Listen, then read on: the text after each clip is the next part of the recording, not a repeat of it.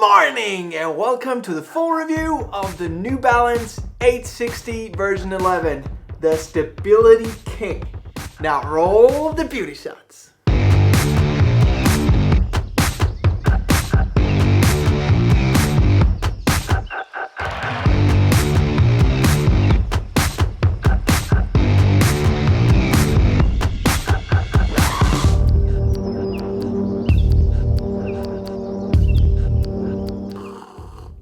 A little coffee and then straight into the specs. This one is 31 to 21 millimeters in stack height. It has the new Fresh Foam X midsole. It's 10 millimeter drop.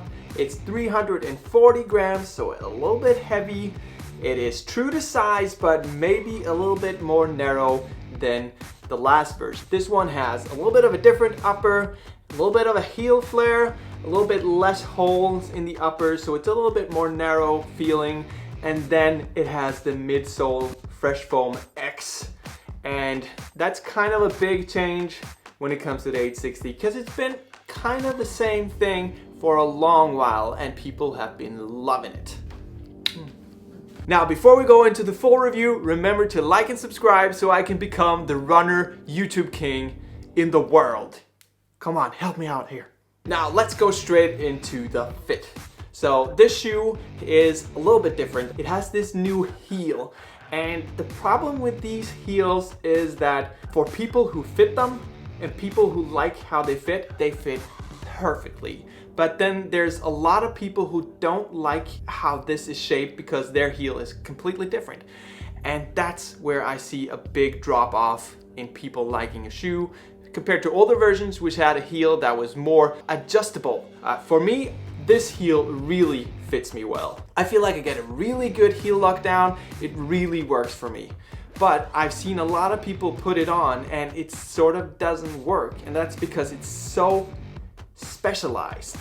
If we go forward, you have a lot of hold around the midfoot. You feel a lot this medial post underneath the arch because this is a stable shoe and you can feel it almost lifting the arch a little bit, hugging it. It's really comfortable, it's really stable. And then you have the nice roomy toe box, which is kind of not as roomy as the last version. And you can see that from a lot of people that's come into my store, going from the 1260, which was a little bit wider, to the 860 because it actually worked. And then now this year, they've sort of had to change to a different model because this one is even tighter. The upper itself is nice and breathable, but not super breathable. And that kind of works right now in the temperatures that I have right now. If I put on a Saucony Endorphin Speed, for instance, my feet get really cold. This one, not as much. I also use woolen socks, multi-sock wool, which you can buy on my website. One issue that I've had with the upper in this shoe is the front here, because they put the strength part inside the shoe and you can actually see it here. It's broken and it goes down and pushes on my toes. So I'm not a big fan of that. This seems to happen only to New Balance shoes that have this kind of construction. It's sort of too brittle and it breaks a little bit. And if I see other companies doing this, it's not breaking in the same way. It's not as much of a big deal. So it's kind of a bummer for me because this shoe is kind of close to being small. It can come in different sizes, so if your foot is normally really wide, then go for a wider version. That might help you.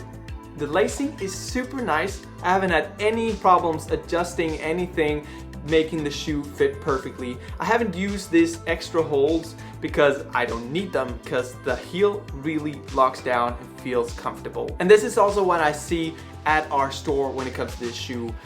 So when it comes to fit, this shoe is king. It's really nice, but you have to like the support underneath the arch because you will notice it. It's super supportive, it's super controlling, but not in like a brutal kind of way, but it still really holds your foot and controls it. Now, stability shoes are the way stability shoes are. They're not supposed to be that kind of flamboyant, extraordinary, fantastic, springy kind of shoe. It's supposed to be more stable, controlling, helping you by being supportive. So when I put this shoe on, it felt like a stability shoe. It felt a little bit clunky, it felt a little bit stiff, it felt a little bit controlling. And if you could put like a meter up, then this one is more on the controlling side when it comes to stability shoes compared to a lot of others. So for me, this felt a little bit clunky, especially in the beginning, and I think it sort of kept going that way. I felt more natural in it after a while, but it still feels a little bit clunky to me. And that's because I'm used to like the mild type of stability shoe, like the Mizuno Inspire or Mizuno Horizon or the Saucony Guide. This one is a little bit more stable and it controls you a little bit more. Also, if you try the 880 or the 1080, which has Fresh Foam X, this one also has Fresh Foam X, but it doesn't feel the same. It's a lot denser, and it's more similar to the 880 of past and 860 of past. So it's denser, it doesn't feel like a super cushy, comfortable trainer. It's more solid, and if you look at the weight, it's actually 340 grams in my size, and that means there is a lot of cushion here. But because people are more used to that kind of soft, squishy kind of thing, then some people think this one doesn't have the amount of cushioning needed. It has. So when you go out and run in this, it's really like it doesn't change the same way a springy shoe does. Springy shoes tend to have like this super springy thing in the beginning, and then they like change a little bit after a while. This one just feels the same from the first kilometer to the 15th kilometer to the 25th kilometer. It just feels the same all the way, and it goes more like a Mizuno shoe. I don't know if New Balance will hate me for that, but it goes more like a Mizuno shoe, the way that it actually just keeps on going, and I really like that part of the shoe. For me, this shoe feels like it's kind of divided into two. You have the medial post, and then you have everything else. And it's sort of like, maybe I can try to...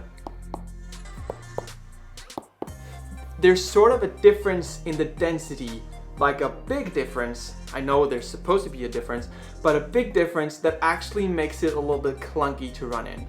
It makes it more controlling, but it doesn't actually help with the transition. So I love running in this shoe, and I like doing the longer runs, the not super fast runs in this. When you come to speed and that kind of stuff, it's nice, it's firm, it's not like a super bouncy shoe, and it's heavy. So for me, this is a shoe for the easy days, for the daily miles, and for those longer runs when you just want to hold your ankle a little bit more. It needs a little bit of caressing? When you look at the rubber underneath, it's a lot of rubber, like a lot of rubber, and it sticks really nicely to the surfaces that I run on. Just a nice outsole that really should stick to whatever you run on. It shouldn't be a problem if it's wet or dry, as long as you don't run in mud. Now, the biggest and best feature of this shoe is the stability. This is the king or queen of stability, and it's doing a really good job. Now, as I said before, this one would be a little bit more on the moderate side of stability, and it's kind of a little bit too controlling for me. I sort of missed something from New Balance that goes between the 880 and the 860, but I know it's coming. It's coming this year, and I think it's gonna be perfect. It's gonna hit the spot for me. So I'm really looking forward to it. Now, the medial post gives a nice comfortable support underneath the arch. So if you're into that kind of stuff, then this is really nice. But it also is kind of a divided thing for me, because it feels like it's not part of the entire shoe. It feels like it's just slapped in there, and it's kind of a little bit clunky. Now, be aware, it's the most stable shoe I've run in 2020. And I've run in a lot of unstable shoes in 2020, like carbon shoes with fuel cell and that kind of stuff with New Balance, and the A6 Nova Blast as well. This one is so different. So I actually ran a little bit more than usual in this shoe to try it out and try not to be influenced by all the other shoes. it still didn't make my top list because it's a little bit too controlling, not because it's a bad shoe. This is probably the most sold shoe at our store when it comes to stability, and that's because of the really great fit.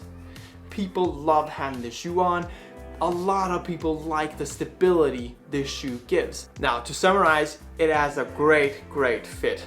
It has a little bit of a clunky feel when you run in it, but if you like a controlling stability shoe, then it's one of the best shoes on the market. It's really good. I will use this shoe for the easy days, for the longer days when I need a little bit more support, or when I feel something in my knee, or I feel something in my ankle and I just need a little bit more support, need a little bit more help to cover the miles that I want today. If I would change something about this shoe, I would try to just incorporate the medial post a little bit better into the entire midsole, because I think that would make this shoe really good. Now that's it for this review. Remember to like and subscribe if you're into running related videos. Anyways, have a great day, have a fantastic run, and I'll see you next time. Bye.